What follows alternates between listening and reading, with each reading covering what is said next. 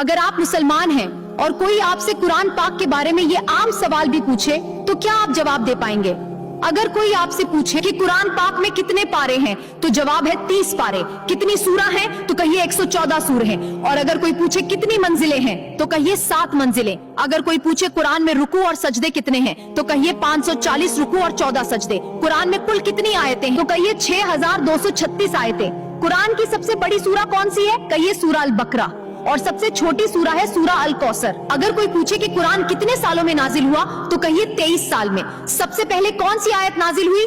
وہ تھی اقرا یعنی پڑھو. اور آخری آیت جو نازل ہوئی وہ تھی سورہ المائدہ کی آیت نمبر 3 جس میں اللہ فرماتے ہیں آج میں نے تمہارے لیے تمہارا دین مکمل کر دیا. سبحان اللہ، کیا خوبصورت اختتام ہے. آج قرآن پاک کا ترجمہ دنیا کی 100 سے زیادہ زبانوں میں ہو چکا ہے. یہ دنیا کی سب سے زیادہ پڑھی جانے والی کتاب ہے اور سب سے زیادہ زبانی یاد کی جانے والی کتاب بھی.